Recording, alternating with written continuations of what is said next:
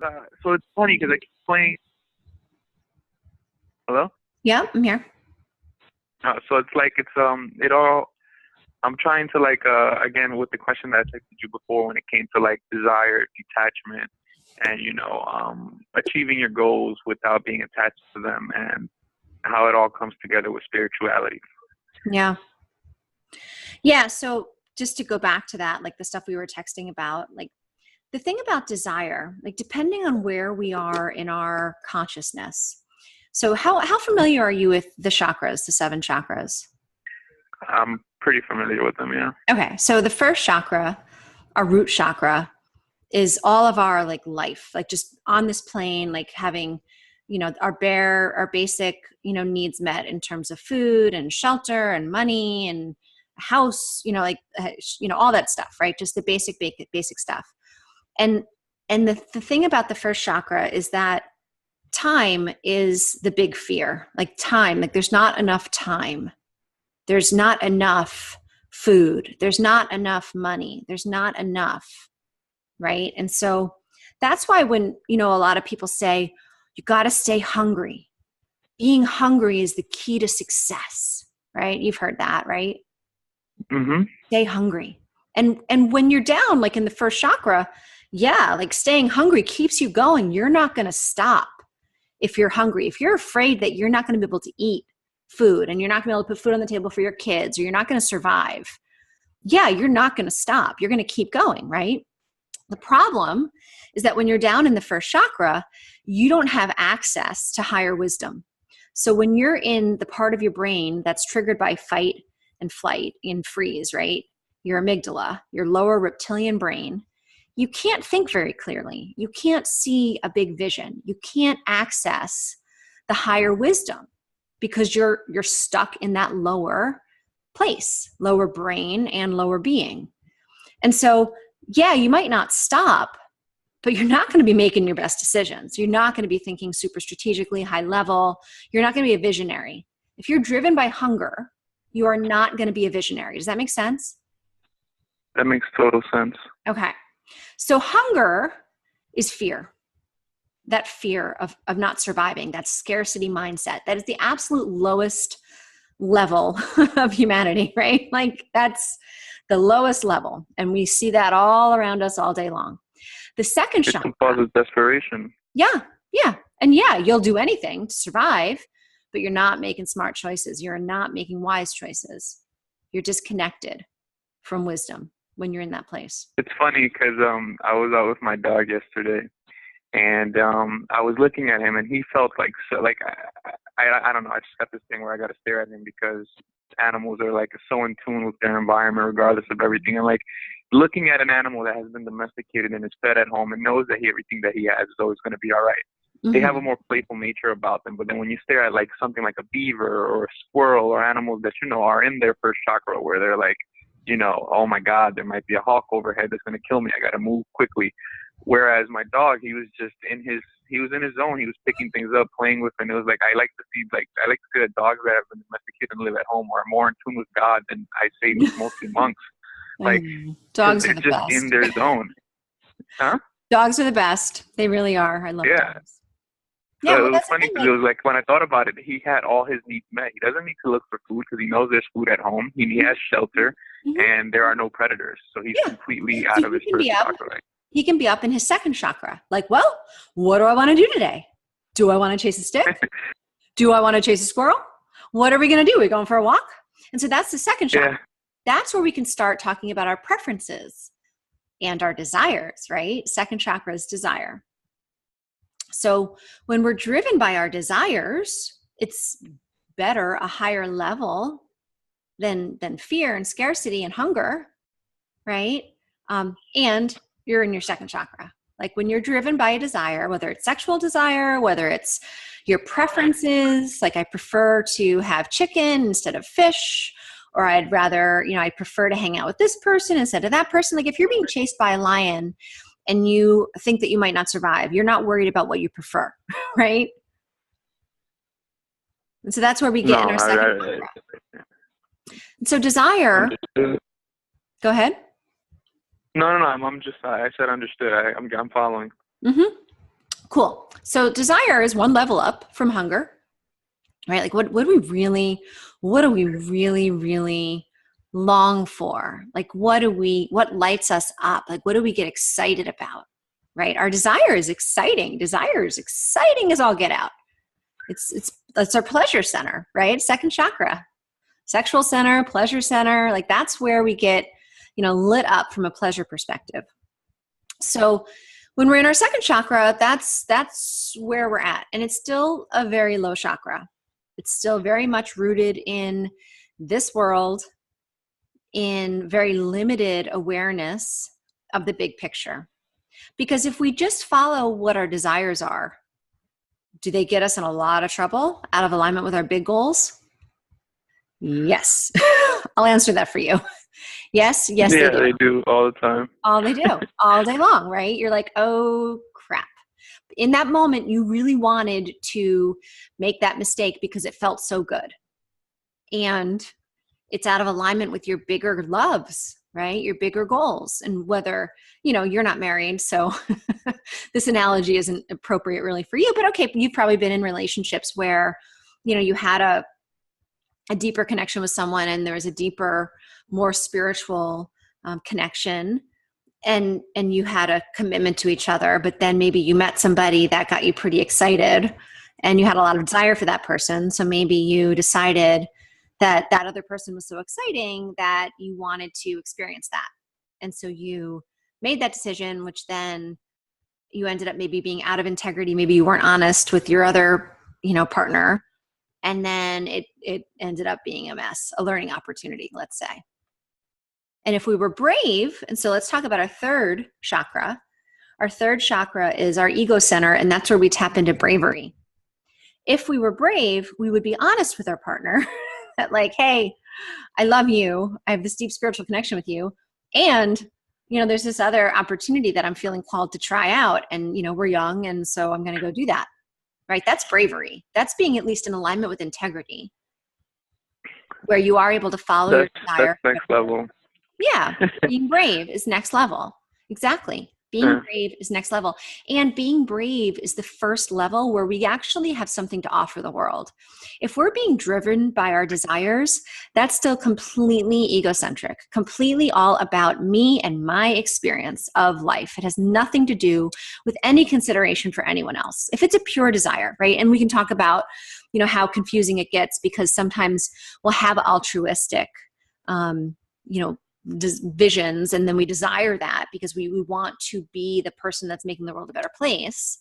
And that's when we can start, because then it gets confusing with like, well, what does desire really mean? And we talked about this in the text, vision versus desire, and we can talk about that more. But let's just for now go back to our third center, where we can be brave, where we're going to be in alignment with our integrity, and we're going to be brave even if it's messy, right? Even if we're not sure what the right thing is to do, we're going to be brave and not let fear, not let pure desire drive us. Because if you let pure desire drive you, you would cheat and then not tell your partner that you cheated, right? That's desire driving.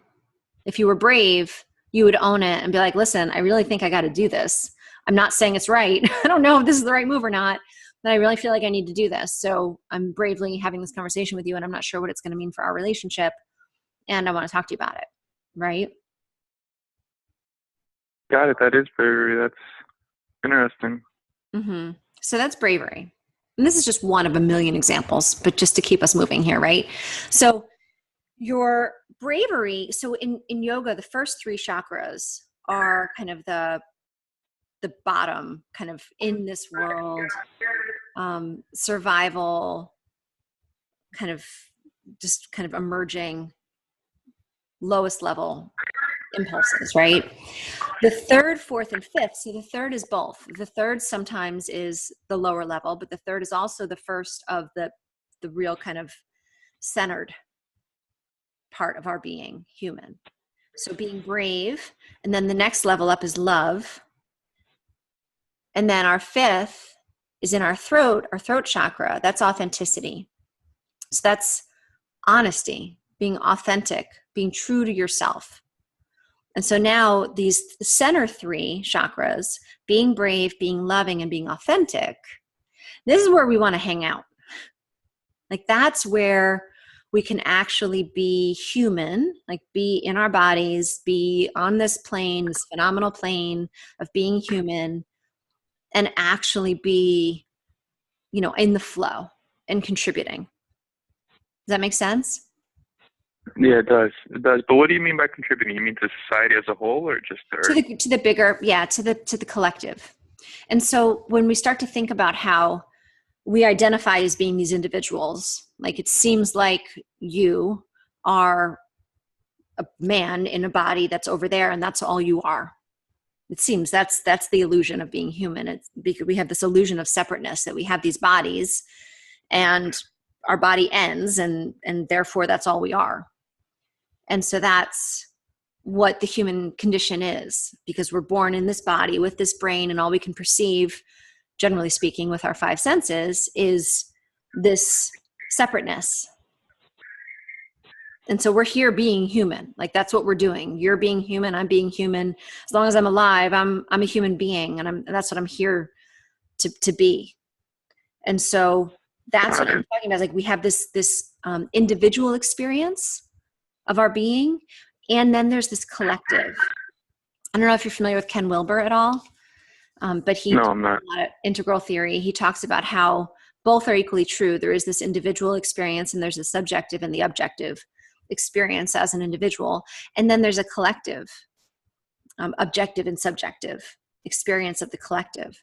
And so when I'm talking about making a contribution, I'm talking about adding value to the collective with this understanding, or kind of potential understanding, that I'm part of something bigger than myself. And I might not be able to see it or feel it always, but I'm definitely part of something bigger than myself. Even if you just look at the ancestry, how we're part of a family, we're part of a community, we're part of a country, we're part of a world.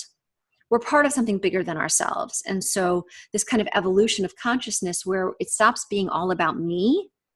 Now I'm looking at how can I be of service to something bigger than myself, which is when it starts to get good. Because when we start having that mentality, that intention, we're going to be attracting a lot more power to our cause than we were attracting when we were doing things with this mentality of it's all about me. Me, me, me, me. I got to put myself first. If I don't look out for myself, I might not be okay. I got to look out for myself because who else will? I have to make sure I survive, right? That's all first chakra stuff. Or I want to make sure that I get what I want, my own needs met, and what I want is most important. That's second chakra. And then third chakra is the first time that we're starting to evolve to a place where we can overcome the fear of scarcity from the first chakra and the fear of disappointment from the second chakra. Because the second chakra, desire, we're going to naturally attach to anything that is pleasant, pleasurable, and we're naturally going to avoid, reject, repulse, that's not the word, but you know what I mean. We're going to naturally attach, cling, I can't think now of the word, but we basically are going to reject or push away anything that is unpleasant.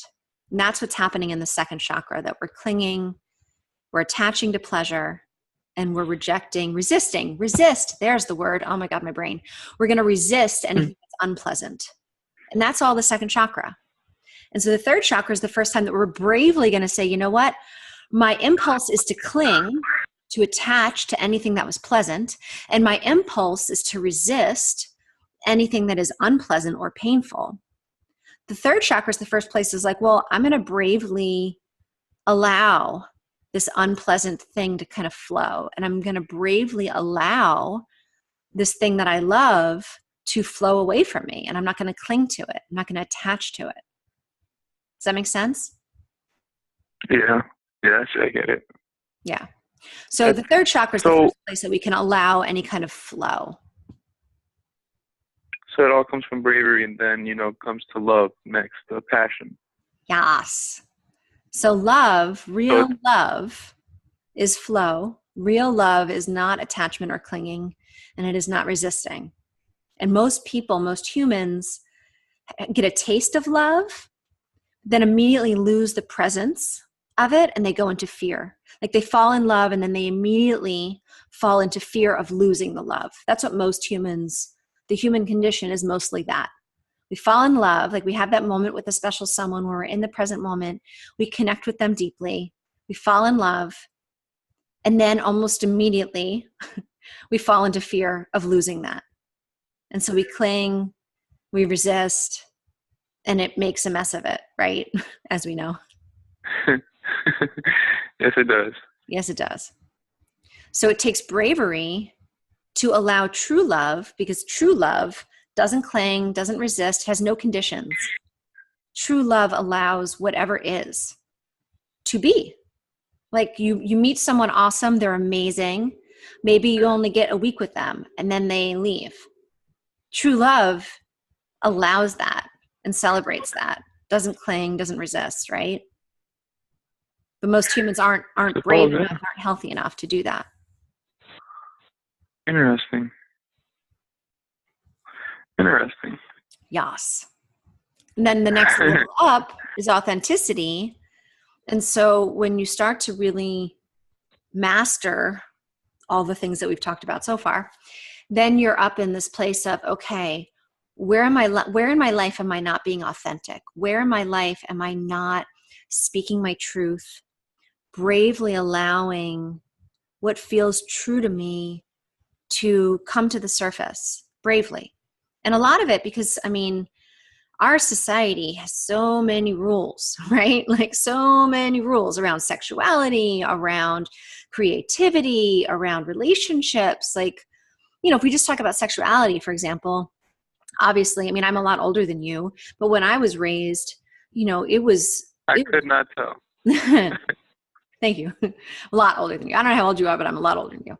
But when I was raised, like there was not a socially acceptability around really even homosexuality. There was so much shame around any kind of sexual deviance. Like if you were not just complete straight heterosexual, there's all kinds of shame around that.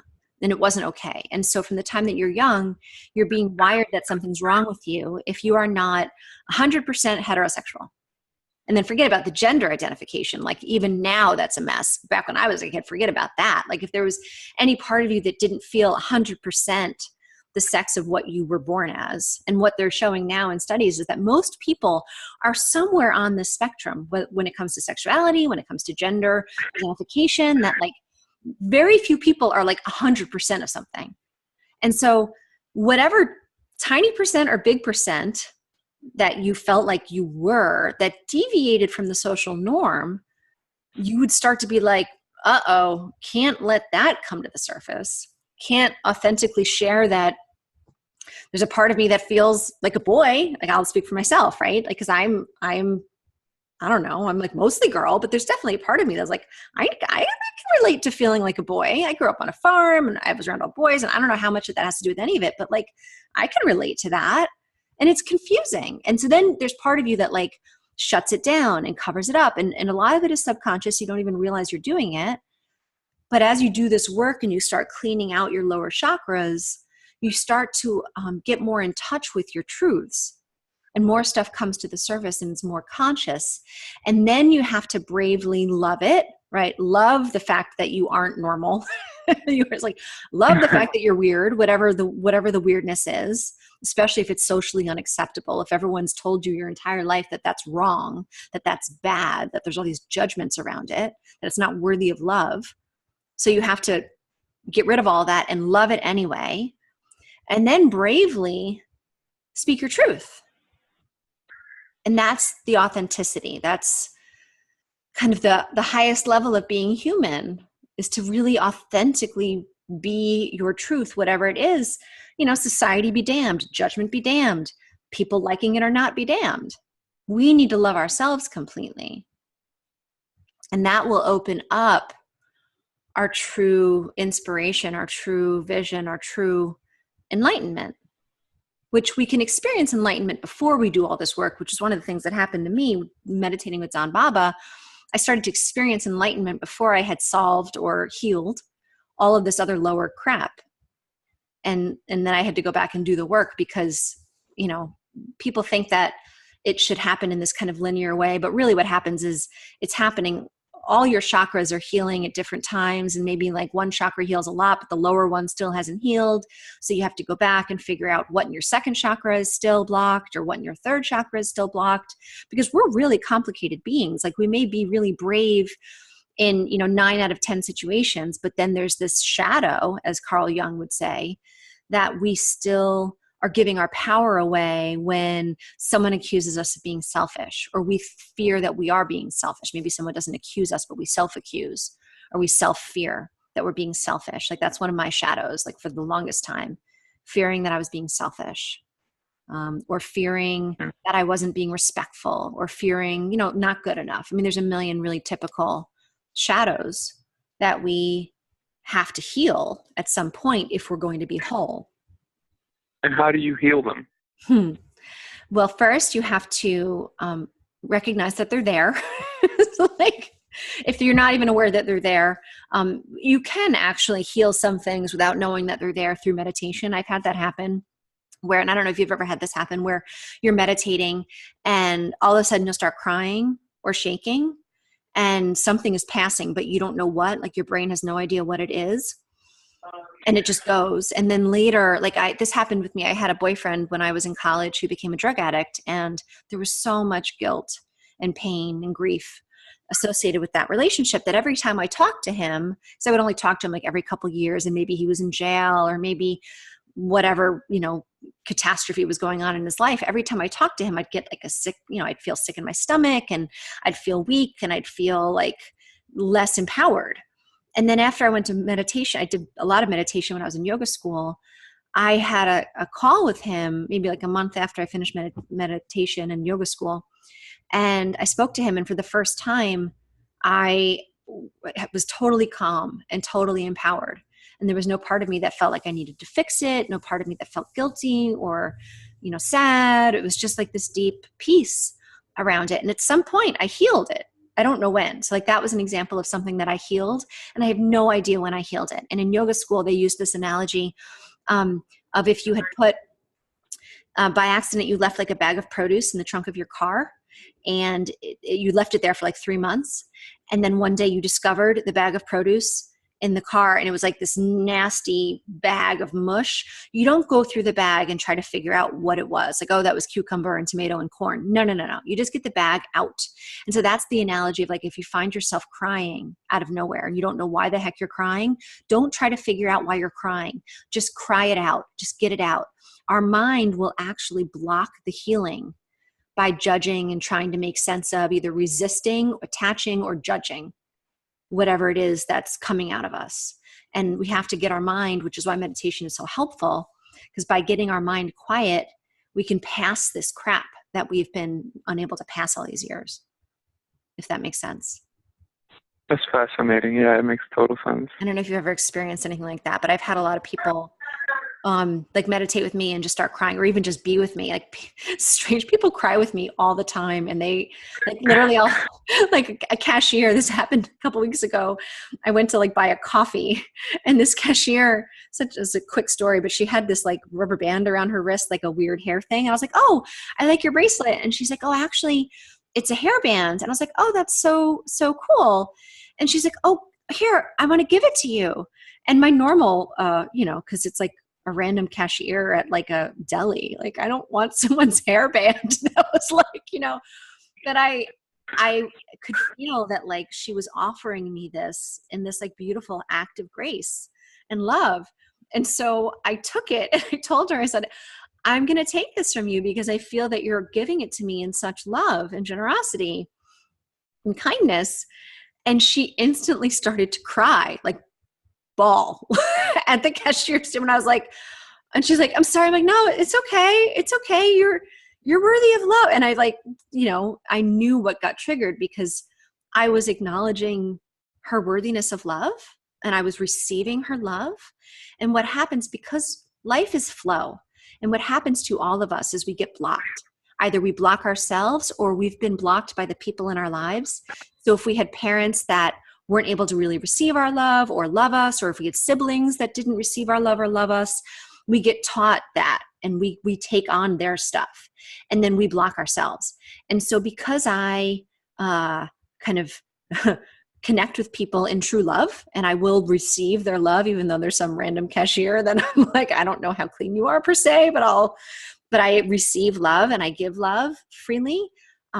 People experience that and it makes them cry because they're experiencing, for perhaps the first time in a while, the actual true flow of love, like true love.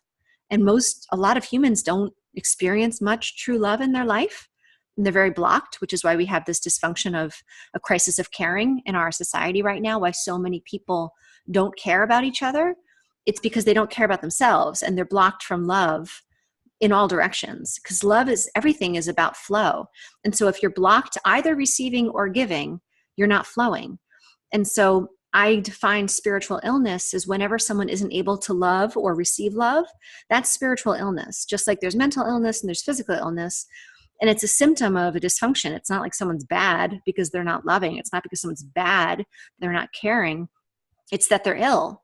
And so, part of all of this work is figuring out how to give and receive love truly, not with conditions, right? I'll love you if, and most parents raised their kids this way. Like, I'll love you if you behave the way I want you to behave. And if you don't behave the way I want you to behave, then I'm going to withhold love. And I'm going to show you that the way you're behaving is not okay. But it's backwards, because actually when kids are behaving quote unquote badly, it's because they're struggling and suffering and they need parents' love even more in those moments to bravely face their discomfort and figure out how to get back up and try again, not take the lesson that they're no good and not worthy and all of that, which is what so much of humanity is, I guess, teaching each other with all the judgment and the attachment and the resistance. And it's almost as if it sounds like cultural programming. I mean, I've seen it happen across multiple cultures. That's exactly what happens. If you don't do this, then you're a bad kid, and therefore bad kids get deprived of reward. Yeah. And now luckily science shows that doesn't work just from a behavioral standpoint. Even if you're not spiritually awake and aware of kind of the energy flow of spirit, science shows us that doesn't work. That discipline, like negative discipline, is the least effective way to modify behavior.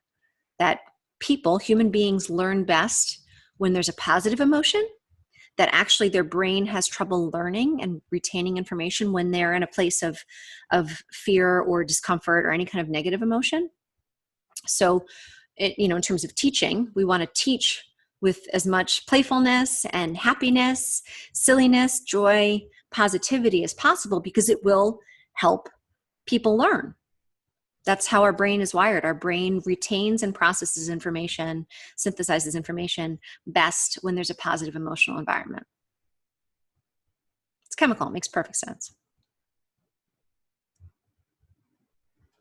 Very interesting. Interesting. And coming back full circle to your original kind of query around desire and goals and achieving greatness. Like, I like to just use that term, like really achieving greatness, because we want to live the best life possible and achieve really great things. Money. I love money. There's nothing wrong with money. The whole money is the root of all evil thing, that's a misnomer.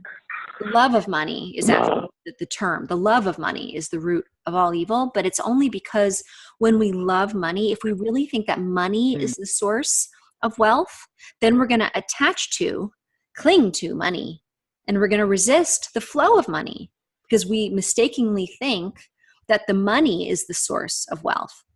And that's not true. The flow of money, both in and out, just like love, it has to flow. And the source of wealth. Funny, that's actually one of the 48 laws of power. It was within the book. It was those who hoard money will always lose it or won't generate any of it. Yeah, it's a spiritual principle. It's about flow. It has to flow. And so loving money is beautiful. Love money. Love it coming in, love it going, and it'll keep flowing. More and more and more will flow. when it comes to achieving our goals, the key is to have these visions and set these intentions, and then be really flexible as to how it all unfolds, how it's going to happen. If you see where you're going to end up, but it's like the big goal, it's not the little goals. The little goals, you can't really ever know how things are actually going to come in. Like there's an infinite number of channels that money can come in, or that the connections to then kind of solve the problems where you're stuck. Like who knows, it could be the person you sit down next to on the bus that has the answer, or that has the connection that's going to solve where you're stuck, right? You never know. And so we need to stay open. We can't micromanage life. We can't micromanage the little house, because if we're micromanaging the little house, we're going to get disappointed, because things are never going to unfold the way that we think they're going to unfold. Our brain is so limited in its ability to actually perceive reality that it's always going to be attaching to an illusion. And so we need to keep surrendering the attachment to the illusion and keeping the faith that the greatness is going to come. That as long as I keep operating on these core principles, these core values, and for me, those core values are flow and gratitude and courage and love and authenticity and all of that, humility. Those core values are what drive me. And I know that as long as I keep taking action in accordance to those principles and keep the intention, the vision of where I'm going, and the passion is the love, like I'm doing it because I love it. Not because there's a desire where I prefer something a certain way and I want that pleasure. That's a weak state, because if it doesn't go your way, you're going to get disappointed. But if you're driven by the love and you're flexible as to the how, that's the most powerful state we can be in when it comes to manifesting and achieving greatness. Interesting. Got it. So it all comes down to just, completely being detached, but, following your heart and looking at the big picture, but allowing the rest to fall into place. Yeah. There's like a flexibility that we need to have, being present, and whatever, like the secret really, it's so simple once you start to practice it, but the secret is whatever is. Like, okay, like I always ask myself, like, is this really happening? What's the real brass tacks of the current situation? I'm in the present moment. What is the present moment situation? Whatever the present moment situation is, love it. Even if it's painful, even if it's not what you had hoped was going to happen in the present moment, even if it's hard, even if it's painful, even if it's scary, love it. Be grateful for it. And that will allow the flow to then take you to the next moment with as much positive energy as possible. That's how you stay open and you can keep flowing with life. When we don't love whatever the present moment is, whether it's our emotional state, whether it's the situation, if we're not loving it, we're blocking the flow of life. Period, end, stop. So the secret really is love. Like the answer really is, no matter what the situation is, the answer is to love it. And that will allow the highest possible amount of life force to flow through you in that moment and have the next moment be as awesome as possible. Interesting. So it all comes down to just being happy where you currently are. It all stems from your current state of mind and current, And because there's two wings on a bird, right? There's two wings on a bird. Yeah. So it's bliss in the present moment, like grateful bliss, love, bliss in the present moment, and a vision for the future, an intention and vision for the future. And that's the flow. If you think about in electric circuits, there's 2 points. There's where you start and where you're going. And it's the same with us. It's the same with life. We're in the present moment. We're always experiencing the present moment. And it's always about being grounded and grateful where we currently are, and then knowing where we're going, having that vision and intention of where we're going, and not being tied to how we get there. Just know we're going there and just keep your eye on that ball. That's where I'm going. I don't know how I'm getting there, but I know that's where I'm going. See it, know it, and then be the person that has already gotten there. Like behave as if that is already so. And that's the power. So what do you mean, like, behave as if that's already so? By that, what do you mean? Like, Well, pick a goal, right? So suppose my vision for my future, because I'm 40, so I plan to be here a long time. I plan to live to at least like 90, 100, whatever. My grandparents are in their 90s. I'm going to live a long time. That's my intention. Who the fuck knows? I could get hit by a bus tomorrow. But my intention is I'm going to live a long life. And I see myself not as I am now, because as I am now, you know, I've done a lot of stuff, but like I'm not really, you know, I'm not anywhere near where I know I'm going to be. I know I'm meant to be someone that is a powerful thought leader, like a diplomat, somebody that can really bring two sides together and heal things and empower movements and people and lead in some capacity. I don't know if it's a politics thing. I don't know if it's going to be as someone like a speaker and a teacher and a leader. Like I have no idea how it's going to all blossom. And I know that's who I am and where I'm going. And so I behave each moment as if that is already true, not in this egotistical, I'm so fucking awesome kind of way, just in a humble, this is how I can be of service kind of way. Knowing that that's who I am. Like, okay, like a Zen master. Okay. So like, I know that either in this lifetime or future lifetimes or past lifetimes, and it doesn't really matter because time is an illusion, that I know I'm a Zen master. I know that. And so I know that, I see it, and now I'm practicing being that. I always show up in every moment being a Zen master, which means I'm practicing all of this stuff, all of these principles. I'm bringing this forth through me. And then I know I'm going to be there at some point. Again, this lifetime, past, future, who doesn't matter.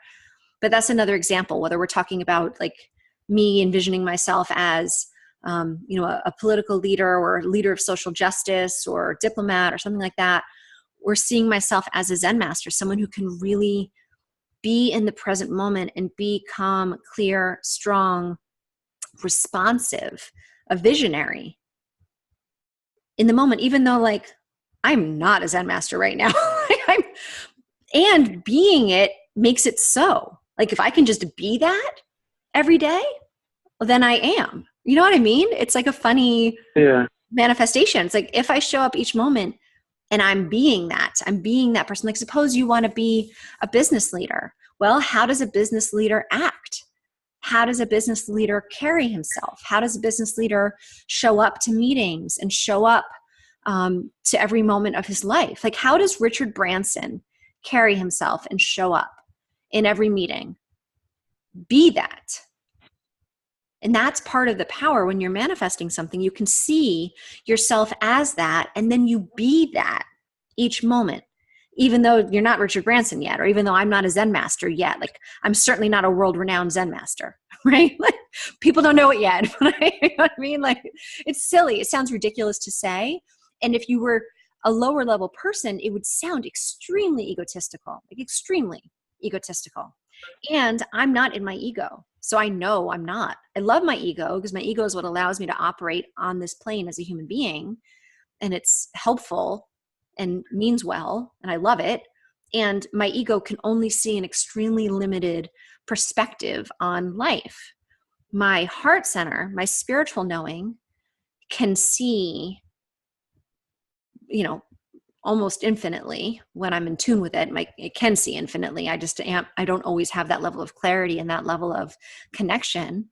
And that's part of the Zen master practice, is to practice tapping into that infinite wisdom and not believing your ego when it's like ruff, ruff, ruff, ruff, ruff about some potential threat or some potential insult or some potential, I'm not going to get what I want, therefore I'm disappointed. That's all ego shit. It's the ego that gets disappointed. Your spiritual being knows that everything is fucking perfect.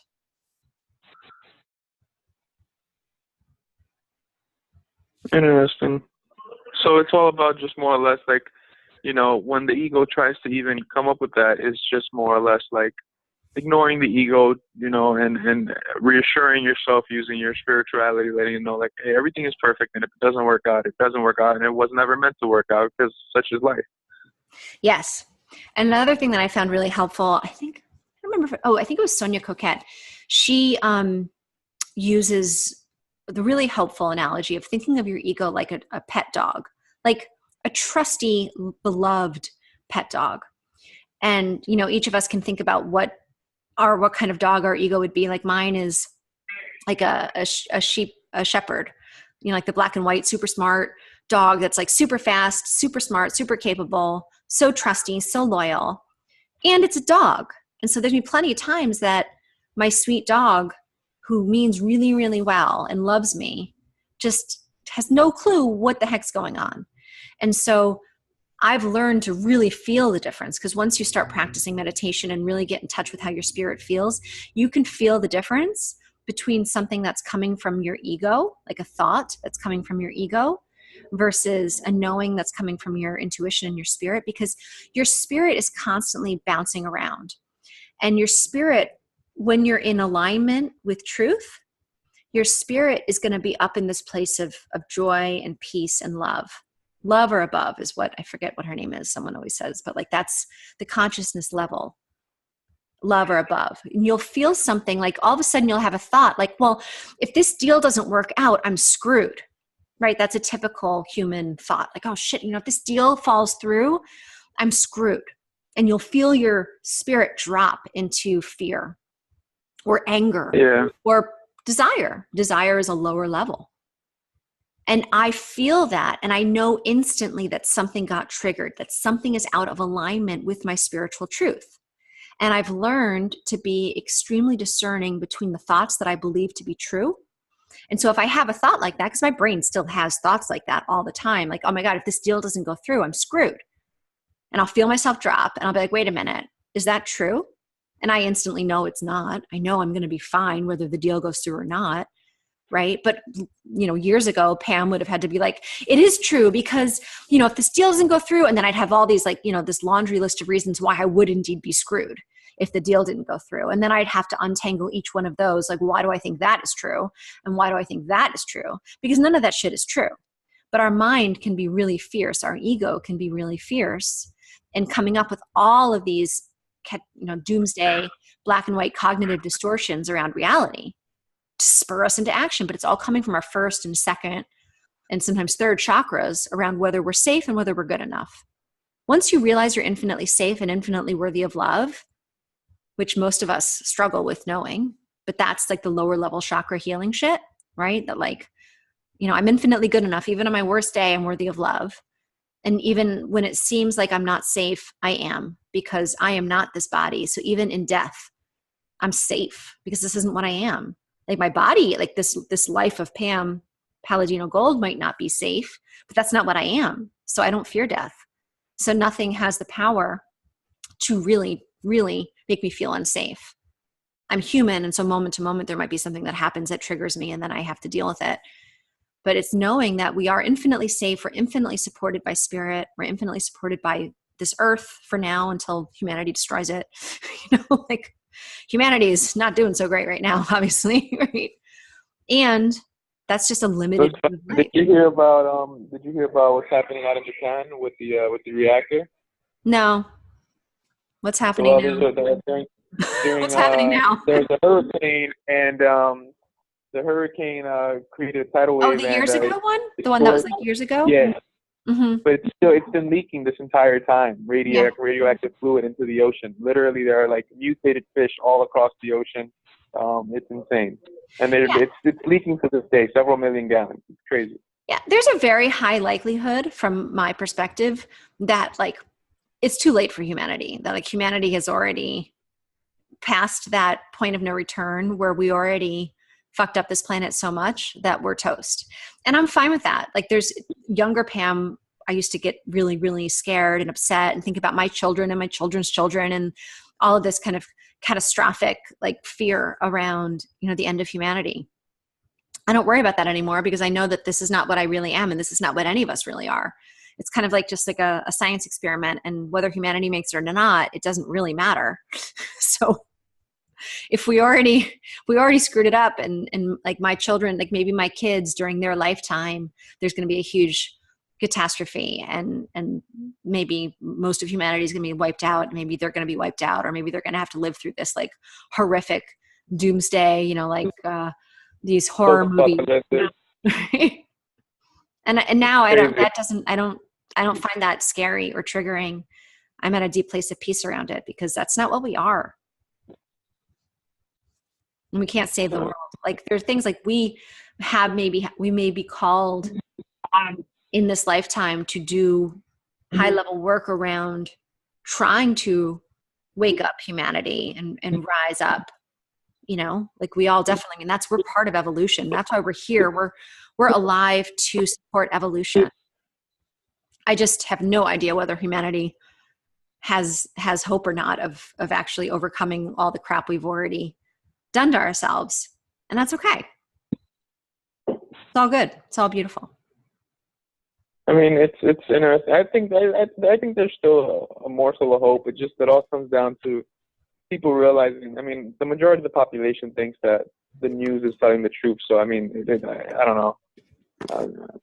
We'll see what happens, I suppose. Yeah, it's definitely a mess. Humanity is a mess. And I don't know if you've ever listened to Neil Donald Walsh, but he gave a speech, a talk that I heard. I have to see if it's online somewhere. I'll see if I can share it with you. But the whole point of the talk was about evolution and what is our part in evolution and why does it even matter and what's really going on with humanity. And he's just totally awake and brilliant and beautiful. And you would love it. If I can find that talk for you, I'll try to find it. It's really good. I'd appreciate that. Thank you. Sure. So how, after the heart chakra, like what happens, I'm sorry, I'm mumbling. No. So they say that the wisdom behind anyone is in their heart. So what wisdom is this essentially? Is it like, what wisdom is it? I mean, yeah, I suppose that's the right question. What kind of wisdom is it? So when you're in your heart center, that's your spiritual center. And that's where you connect with all of life. So when your heart center is healthy and fully open, you have unconditional love for yourself and all of life. And that is wise, because what we really are is all of life. So the truth is that anything that hurts any other part of life hurts ourselves equally. So that's the wisdom. That's the wisdom you connect with when you have a fully open, healthy heart and you love all of life unconditionally. That's the wisdom, because it's true. It's true. And if you allow that to guide your decisions and stay in alignment with that love, you will be in alignment with life and you will flow and beautiful things will happen. The more love you have in your life, the more beautiful things will be in your life. Period. End stop. It all comes down to just loving the present moment, being grateful, and being completely detached. I mean, I don't know. I've been pursuing my goals, and I'll find myself. I have several. I have a couple of different projects. Speaking of which, after we're done recording, we'll talk about something else. But yeah, more or less, I'll find myself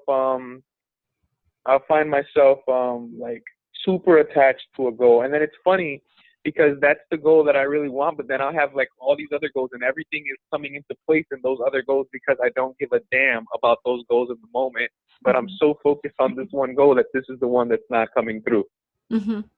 And that's based in fear, right? Like there's some story in your head around that particular goal not coming to pass exactly how you want it to.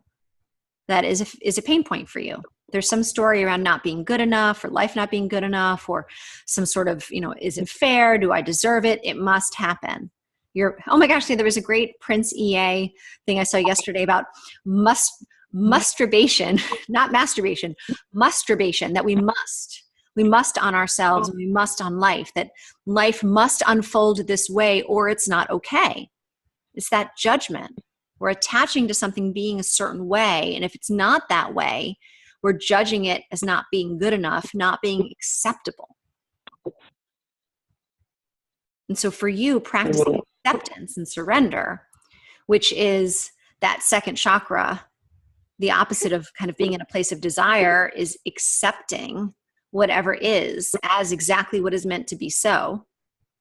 And then saying, okay, now what? I'm going to love it. Now what? Now, how do I make the best of this?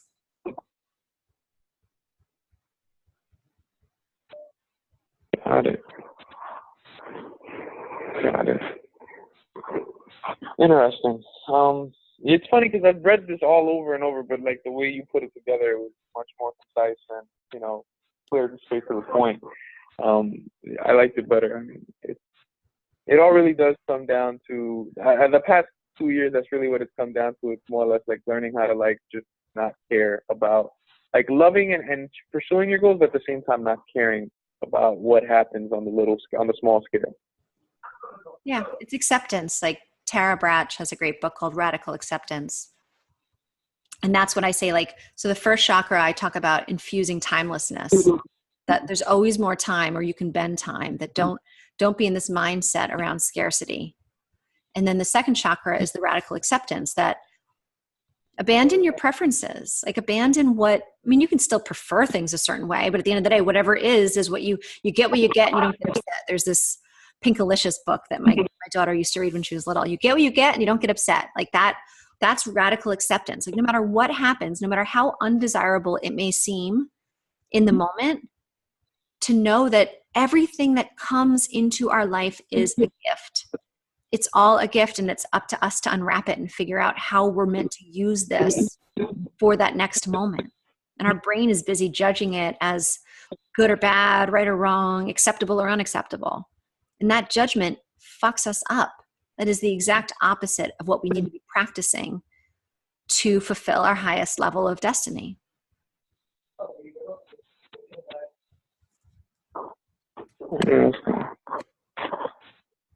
Wow. That's so funny. Thank you, Pam. Is it possible for you to send me this recording so that I can go over it? Yeah, that's why I'm recording it, and I'll let you listen to it and decide if there's anything that you don't want me to share. But I think in general, these conversations are really like all the questions that you have are questions that I had. And the reason why I can address them is because I've been working through them for the last, 20, 30 years, right? And so the questions that you're asking and the things that we're talking about are completely universal. They're part of the fundamental human condition, and where we all get stuck because we get stuck in our head trying to make sense of something logically that actually we're not able to solve with the same thinking that got us there, right? Like that Einstein quote, you can't solve a problem with the same thinking that got us there. And so we get stuck thinking about things in a certain way. And it's that very process of how we're thinking about it that actually is the stuck process. And so to start to surrender and loosen ourselves around the way we're thinking about things, get out of our head and a little bit more into our heart and start to feel and be instead of think. That's the key at the end of the day, because when you're thinking, you're not in the present moment. We're only in the present moment when we're feeling and being. And when I say feel, I don't mean emotional feel. I mean like feeling our being, like being in the moment. The second we think, we're out of the present moment. We're no longer being in the moment. So, but that's another thing, a part about all of this is like, it makes you sound as if like from meditation, it's the whole point is to clear the mind. And don't get me wrong, like if there's someone who really appreciates, having a clear mind, it's interesting. But at the same time, it almost feels like, like you're not supposed to think, and like that's contrary to like, well, I suppose everything that one is taught, you're supposed to. But then again, that also comes back down to the root chakra, because if you're always thinking about, the next move, then you're not allowing the life to flow, and you're not allowing life to manifest itself. So totally. And so here's how I've reconciled this for myself. Our brains are an awesome piece of technology. We are so lucky to have these bodies and have this brain. And that's what enables us to do all of this really awesome stuff on this plane. If we didn't have a brain, if we didn't have a body, we wouldn't be able to be here. We couldn't be alive. The key is to use our brain like the tool that it is and not to rely on it for everything. So keep using your brain. Like by all means, Keep thinking, keep using your intelligence. And we all have different types of intelligences, in certain areas that we're stronger, in certain areas we're not. Keep using that beautiful brain that you have. Don't stop using your brain. The key is to use it intelligently and not allow it to use you. Most humans are in a state where they're getting dragged around by their brain, just like I'm sure you've seen a little person walking a really big dog and the big dog is just dragging them around. That's how most people are with their brain. Their brains are dragging them around. The key is to take back control of using your brain as the tool that it is. And you, kind of the witness of all of your thoughts, are the one that's in control, which means that you're going to wake up and be mindful of what you're paying attention to. You're going to be mindful that the thoughts that you have are not always true. They're not you. Lots of times your thoughts are completely insane. Like you'll have one thought, it's too hot. The next thought, it's too cold. The next second, it's like, it's ridiculous what your mind actually will do to you if you allow it, right? And so it's this shift of kind of taking back control, waking up to be mindful and be aware of the present moment, and then using your mind, using your brain instead of being dragged around by it. Does that make sense? Yeah, that makes total sense. Well, Because when you sit there and brood over old issues, all you're doing is dredging up things and then finding other ways that you could have done things rather than just leaving the past in the past. The past would just haunt you and keep, yeah, and you're giving away all your power. You're wasting all of this energy getting stuck in this cycle of nonsensical thoughts. When instead, if you knew how to strategically use your brain, like I love talking about healthy guilt versus unhealthy or inappropriate guilt, right? Like guilt is healthy when it's spurring us to make a change and behave different in that next time that we have that same situation. So guilt is a healthy discomfort that teaches us to learn from a mistake, from an opportunity for growth. The problem is most people don't understand the difference between healthy guilt and unhealthy guilt, and they don't know how to move through guilt, and instead they keep carrying it around with them and they keep getting stuck in it. We're meant to feel guilty and then say, okay, next time I'm going to do X instead of Y. And then you put it down and you don't feel guilty anymore because you learned the lesson. And you're like, thank you for that lesson. I appreciate that uncomfortable moment. I learned my lesson. I'm going to do it differently next time. And then on you go. But most of us from the time that we were little, because of the way we were raised by our parents and society, we have all this unhealthy, inappropriate guilt where either we didn't learn the lesson, we weren't able to make sense of how next time we're going to do it differently. So we weren't able to actually learn it and process it. Or what happened actually wasn't something that we could have, wasn't in our control. So it's not something that we can do differently next time. And then we just feel guilty, but we can't put it down because we're like, I don't ever want to have that happen again, but I don't know how I could have done it any differently. And so there's this inappropriate guilt that most people are carrying around that they don't realize it's saddling them, and they get stuck in that feeling guilty, but there's no way they could have avoided it. There's no learning.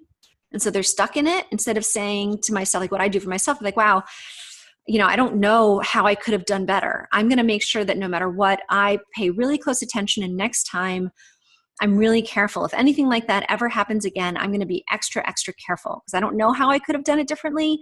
And I'm open that maybe I could have. And now I'm going to put it down, stop feeling guilty, and move on with positive vibes. That's kind of like what I say to myself when I can't really necessarily make sense of what the lesson was. Because there's infinite opportunities, uncomfortable moments where something is kind of messed up or it didn't go really smoothly. Someone's upset with us and we don't know if they're upset with us because of what's going on for them or because we actually did something that wasn't so good. Like lots of times you just can't tell. And you care because we're all good people and we care about each other, hopefully. And then we get stuck in inappropriate or unhealthy guilt because we don't know how to do better next time. And most people aren't very good communicators, which just makes all this even worse. That's why I like to talk about relationships and all this stuff because it all goes so hand in hand. And there's a lot of practical stuff that most humans just don't know. They don't know how to navigate all this stuff. And that's why it gets all gunked up.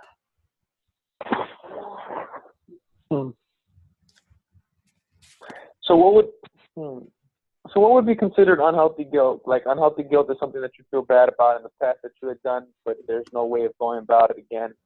You learned the lesson 100 times, but you still don't let it go. Yeah. So I would say unhealthy guilt is really any guilt that we're still carrying around. Guilt isn't meant to get stuck in us. Guilt, like everything in life, what do we talk about? It's all about flow. Everything's meant to flow. And whenever we block the flow, that's unhealthy. So any guilt that is still in us is unhealthy guilt. Guilt is meant to be in the moment, a trigger of saying, hey, pay attention. Something was out of alignment just then. There's an opportunity to learn something here. And it's like a, hey, pay attention, like your ego barking at you. Hey, pay attention. Something was just off. And so then we have to look at it and be like, oh, wow, gosh, yeah, gosh, my friend, like silly example, like a friend gets mad at me because, well, I like mess up a date or something, which I do, right? So, okay, I mess up a date.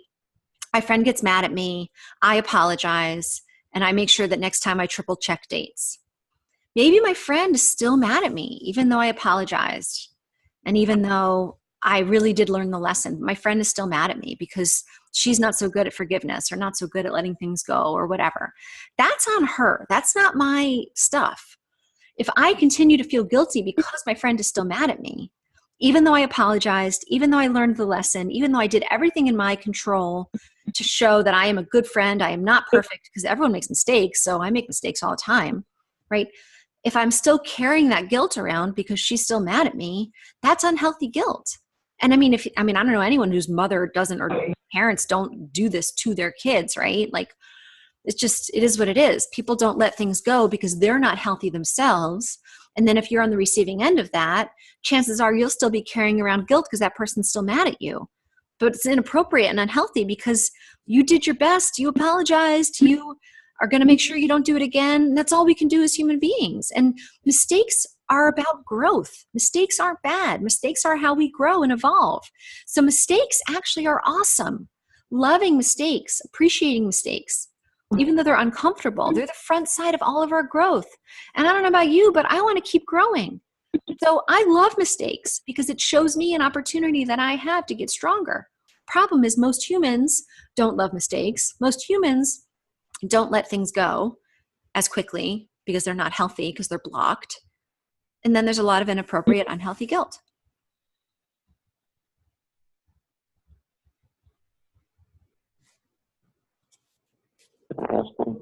I suppose some of it also comes down to like, it's hard because they say, like wise people learn from the mistakes of others, but it's like some of those things you have to experience it for yourself in order to truly get the emotion that comes from making that mistake. Sometimes. Yeah, sometimes. When again, if we start talking about how do people learn, that's another $1 million question.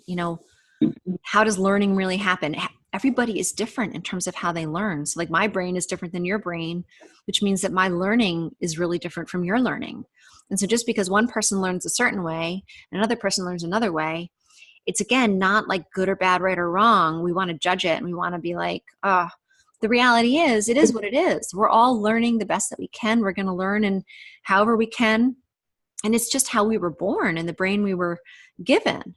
And so all of this, you end up getting to a really deep existential, like, well, are we responsible for anything? We were born and then boom, we're going, right? And then, you could say that the fact that you're even having this conversation with me, just started from, where you were born, when you were born, like all this was predetermined that at some point you were going to start to wake up enough that you were going to want to have this conversation with me. So again, that's when you start to get, you laugh and you're like, well, it really doesn't make any sense to have an ego at all because really none of it's me.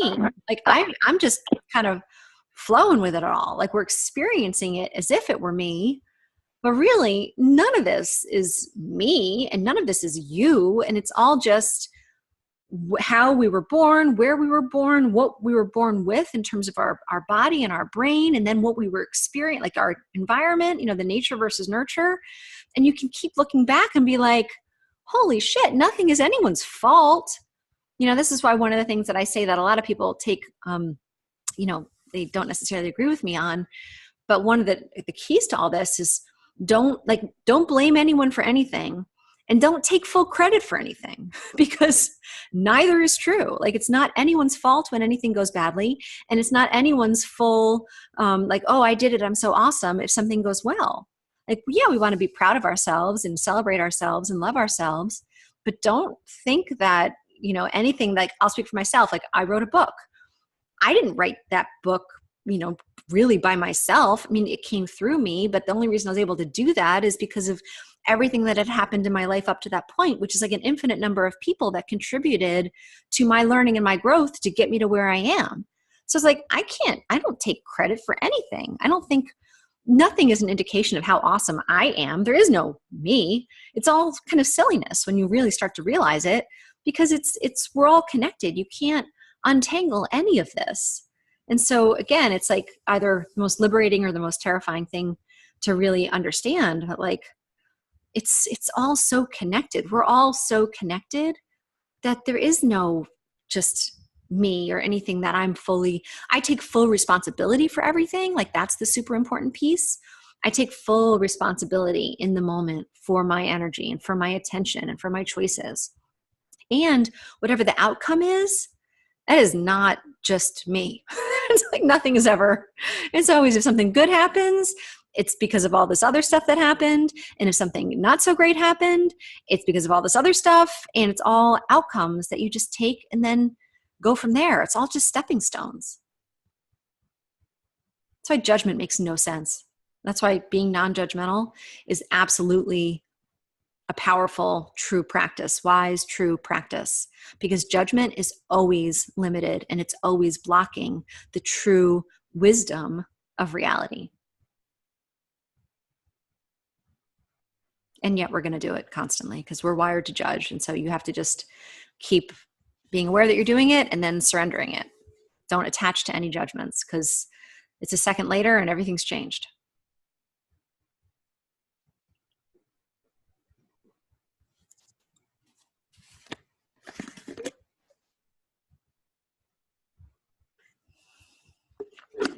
You still with me? I lose you.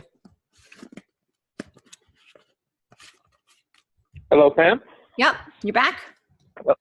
Sorry about that. I don't know why. My phone put you on mute. Okay. I was just saying, because we had finished with the judging. It was, so it's like, for example, like, how do you surrender the judging? So is it like, I just said a whole bunch of stuff. Give me a second. I would just try to come back to it. I didn't realize I was on mute while I was talking. It's okay. So more or less it came down to how do you more or less sometimes I before I started to let things go, it was I would find myself noticing that I'm judging, and then I would judge myself for judging rather than just letting it go. What a quagmire, right? Huh? Yeah, no, I get it. It's hysterical. That's like, it's this very similar thing when I realized that I had a fear of fear. It's like, oh man, or I'm judging that I'm judging. Oh man.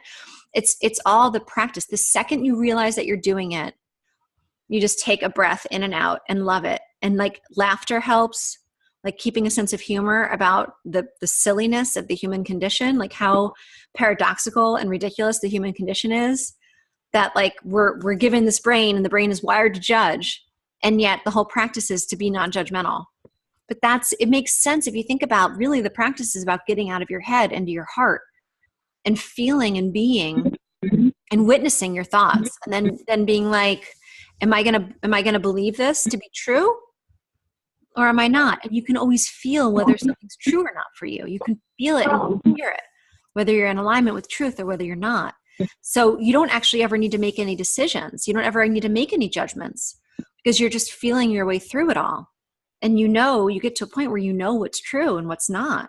And it's not that it's like objectively true to everybody, but you know what's true for you.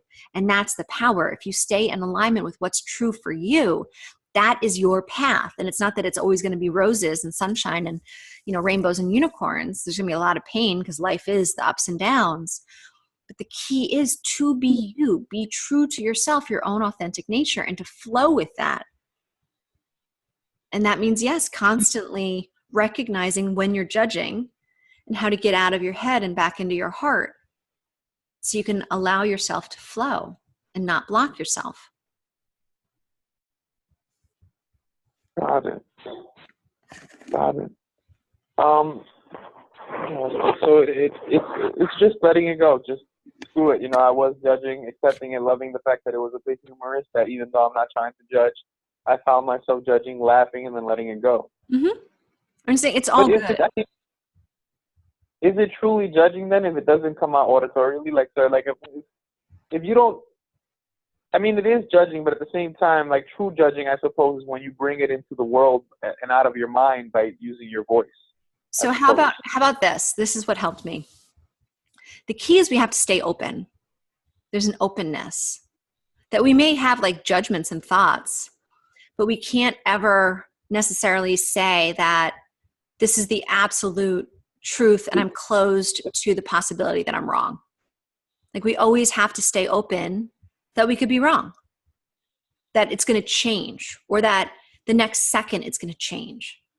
Because again, the human condition, this experience of being human, is that we're traveling through time and space. And so each moment is a new moment, which is a whole new set of circumstances. So something may have been true a second ago, but it's a new second, and it may no longer be true. And so it's this openness, staying open and curious that, okay, that may have been true a second ago. Is it still true? And constantly assessing, always wanting more and more and more information, not putting your head in the sand. Assess, assess, assess, open, open, open, more and more and more information. I could be wrong any moment. Learn to love being wrong. Like really love being wrong, because that's when you just learned and grew. And our ego is the part of us that wants to be right and that fears being wrong. That's all ego. Interesting. Got it. So, I mean, what's interesting is like, I don't know. Have you ever found yourself like you'll be you'll be meeting with somebody, potentially a potential investor, or like with a potential business plan, and it's like you'll have feelings of doubt whether or not you can trust them. You forgot to give them an NDA, so a mistake, I suppose, and it's like, damn, like would they take my idea and run with it without me, et cetera, et cetera. And then you go on and have negative thoughts. Like, you're just supposed to let it go. Like, you made the mistake. If they do take it, then they do take it. If it happens, it happens. If it don't happen, it don't happen. And all you did was suffer unnecessarily. Yeah, basically. So you're in the moment. You realize that you missed something, right? You either could be driving, you missed the exit. You were in a meeting and you forgot to give someone an NDA. Like a million examples, right? Of things where like, oh shit. And then you're like, okay, well, here I am. Wasting energy worrying about it is the absolute worst thing you can do. Be in the present moment, fully assess the reality of the present moment, and figure out the best thing to do from there, from a clear place, clear, calm, confident place. That if I made a mistake, it's because I was meant to make the mistake, and whatever's going to happen was meant to happen. And now what? Now what's the next best move for me to make? Are you going to cut across traffic and try to make the turn? Are you going to go to the next exit? Are you going to pause the meeting and say, you know what?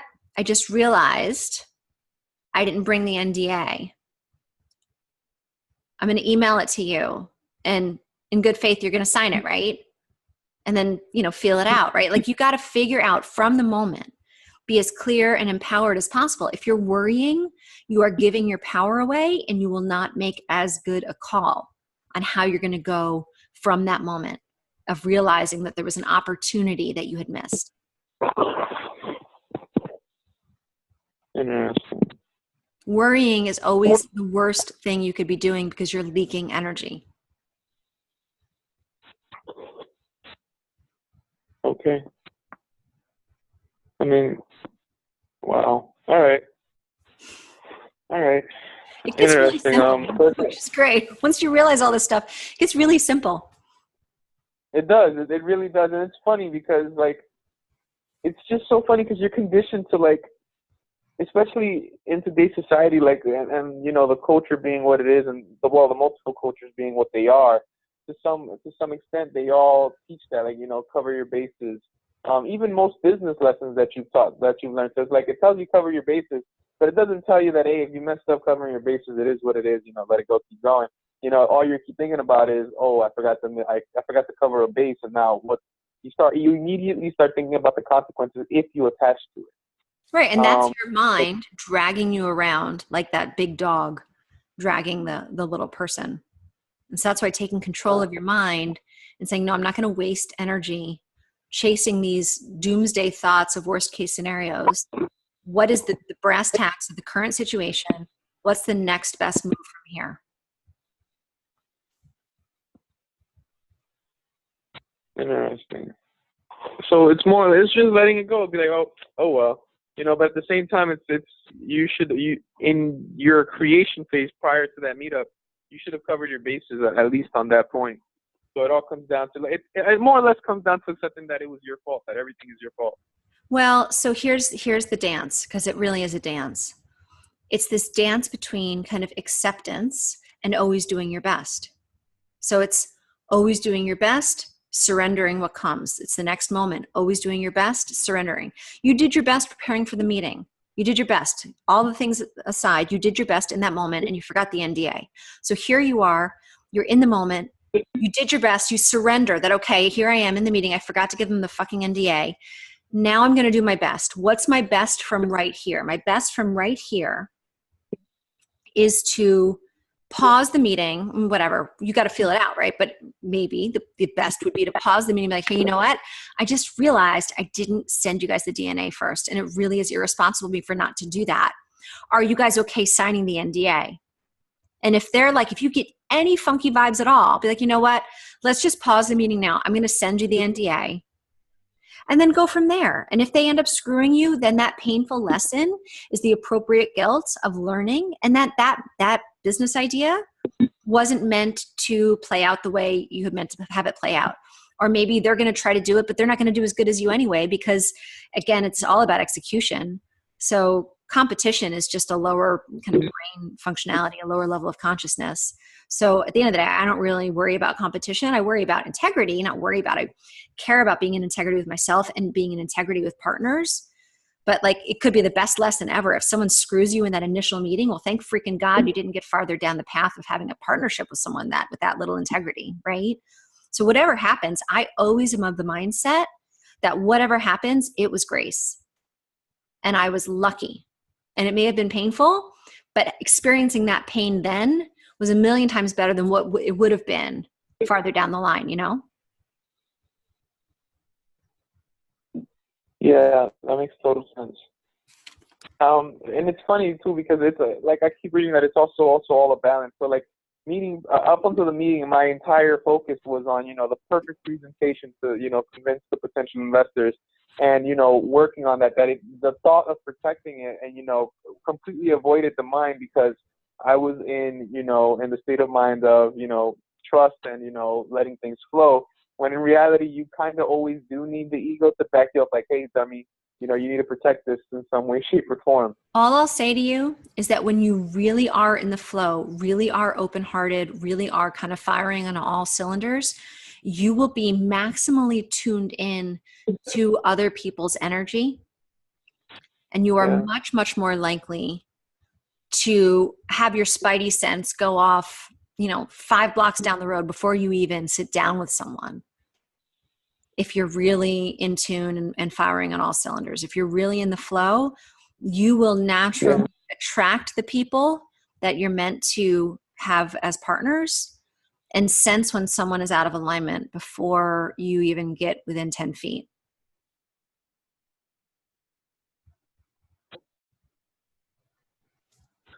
Interesting. Gotcha. So you would say that competition, like the act of like giving a damn where someone else is, or or what position they are, and then trying to compete with them, that's a lower state of consciousness overall. Yeah, it's fear-based, scarcity-based stuff. So like, it comes from this mindset of a zero-sum game, that there's only enough for one of us, right? That both of us can't win. And that is not what life really is. Life really is infinitely abundant, and there is plenty for everyone. And it doesn't seem like that because of the way that our mind is experiencing this illusion of life. You could say, Pam, look at Africa. People are starving. How the fuck can you say that there's enough for everyone when there's X number of people every year that are dying of starvation? Like, Pam, that's ridiculous. And all I would say to that is that there is this tapestry of life that is much bigger than any human brain can ever appreciate. And there is this ebb and flow, and it's all connected, and it is all good. And I will never be able to explain the specific purpose of starvation in Africa. And it's not happening in a vacuum. There's this huge network through time and space of how it's all connected and how it's going to end up driving advancements down the road or not. Like it's just, you can't look at anything in a bubble. You're never going to understand anything that way. There's no black and white. There ain't no fucking black and white. That's interesting. I really do appreciate you taking the time to talk to me about this. I mean, Sure. It's helped me connect a lot of pieces that were, not fitting properly. Yeah, this is the kind of stuff that, I love talking about, because speaking it, when you're talking about things that words really are woefully inadequate to explain, when you really can kind of speak it and be in the flow, it can resonate and clarify things that even reading words on a page, if you had read all of this, like in my book, it might not have resonated as deeply as a conversation will, in a text. Like when we were texting, it's just, you lose a lot of the vibe. Yeah. I suppose the last question I can ask is, it comes down to, so I wouldn't say that I was much awakened, but I've always been aware of like a lot of the bullshit going on in society and within culture since I was a child. Mm-hmm. And it always came down to me wanting to share this knowledge with the people around me, and being cast as a black swan, if you will, because or the black sheep of the family, because I appeared crazy. And it all comes down to, like, how do you help awaken the people you love without, coming off as insane? I think the key with all of this is surrender, that our job isn't to heal anyone or wake anyone up, or, it's kind of like if you were somewhere and there was a fire and you're like, guys, the house is on fire. Guys, we got to get out. We got to get out. Right. That's a very human, altruistic thing. Right. And so I found this place of surrender where I keep showing up and I practice what I practice, and I bravely do the work that I feel called to do. So I make videos, I wrote a book, and I do this work. So again, it's like the two wings of the bird, where one wing of the bird is surrendering, that ultimately, whether someone wakes up or not, whether someone heals or not, whether people hear you, like if you're in a house and you're like, guys, it's on fire, and people are just like hypnotized, because that's really what it's like for the human condition. Most people are kind of in this hypnotic state where they think the house is not on fire, because enough people are like, no, the house is fine. This is great. Let's all keep destroying the earth and killing each other, and it's all fine. Everything is great. And they're like hypnotized into experiencing that there's no issue. At some point, there is this balance between the surrender and doing the work that we feel called to do. So to still feel passion and purpose and inspiration and show up each moment, full of life and doing the work that we feel called to do, while surrendering that the outcome of anything that we do is ultimately out of our hands. And so for me, that's been the practice. And what I have found is the more that I truly surrender, the more it opens up space for people to wake up and actually hear me. Because when you're coming at someone at all with any kind of intensity or any kind of expectation or any kind of like vibe around wanting something from them, like, I want you to wake up, I want you to change, I want you to heal, you're coming at someone with this energy of wanting, desire. And so again, that's second chakra stuff. So if we can surrender that desire and just accept that things are going to unfold how they're going to unfold, I'm going to keep showing up with this work, with this passion, with this love, while I surrender as to how it lands with anyone, whether or not, my husband starts getting on this path, or whether my kids want to meditate, like whatever it is. The surrender is what kind of frees the dynamic into this healthy, maximally alive and evolved place where there is the most potential for life. the most potential that we can create with our sphere. And then ultimately it's up to each person whether or not they're going to have that flow through them from the inside out. We can't control that. They have to have that life force for themselves. They have to pick it up. The idea has to come from them. Or another analogy that I use, it's like climbing on a rock wall. Have you ever climbed? Are you a rock climber at all? I love to climb. Well, when you're on a rock wall, if someone's climbing, you can point out handholds and footholds, and you can even give them a boost, but they have to climb.